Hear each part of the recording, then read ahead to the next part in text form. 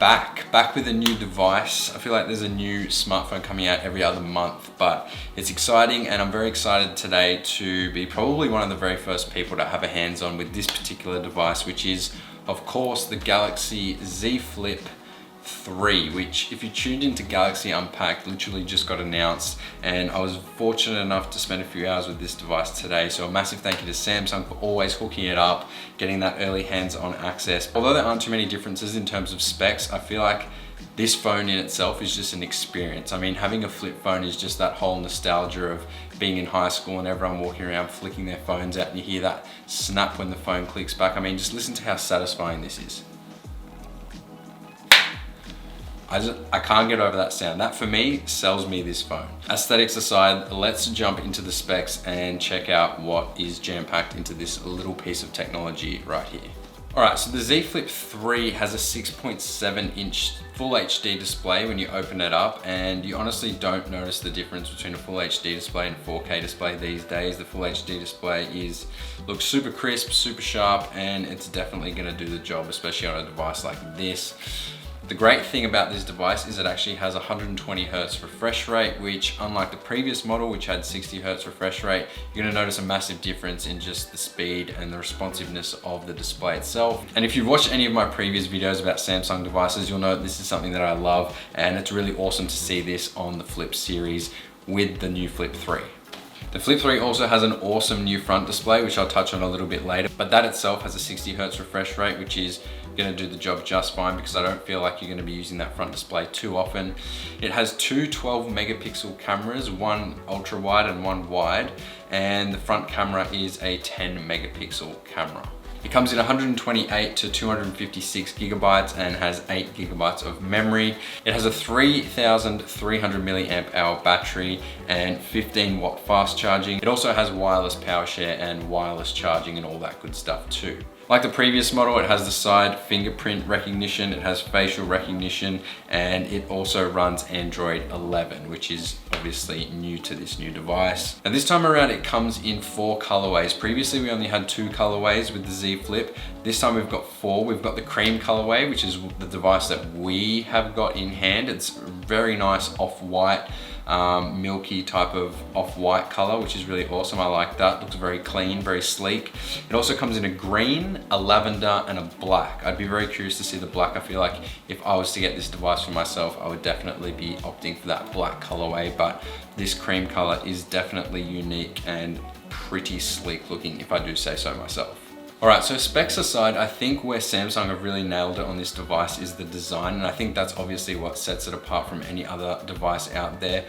I feel like a lot of smartphones these days have similar specs, but they're really lacking in the design element, and I think this is something that Samsung does really, really well. Obviously, apart from being a folding phone, which is unique in itself, all of the finishes are really stylish and really classy, especially in comparison to the previous model. So you've got the nice silver trimmings around the outside, you've got the nice new almost like glass-like finish, which is really, really nice. I love the new materials that they've used here as well. And probably my favorite thing about the Z Flip 3 is the new front display. Previously on the Z Flip 2, we just had a little cutout on the front, which just showed the time and I think maybe even the date, I'm not too sure, but you really couldn't do too much with it. On the new device, you've got a massive display, which takes up probably, I'd say, just over a third of the front of the device. And shows you the date, the time, the battery percentage, and if you double tap the power button, it actually brings up the front monitor for your cameras so you can take selfies. You can swipe through from photo to video and through your different focal lenses. So that's really handy as well, and it's just a really nice touch from Samsung in terms of their design, and I think it just makes the phone aesthetically look a lot better as well. As someone who's been using a folding phone for the past couple of months, I've been using the Z Fold 2, which obviously opens out like a book and is a lot bigger than this. I think this is a step in the right direction to Samsung making these phones more mainstream and I guess just more attainable to the average person.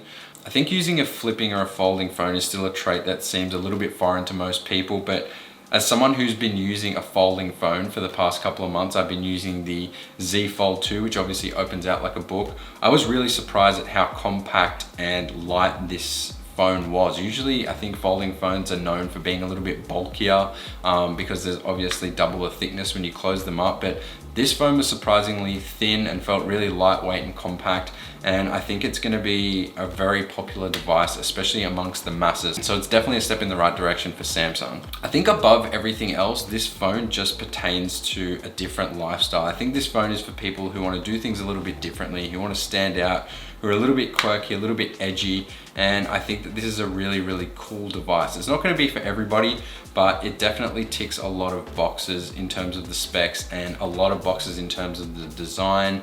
And I think the functionality of it is very simplistic and they've really, really nailed it.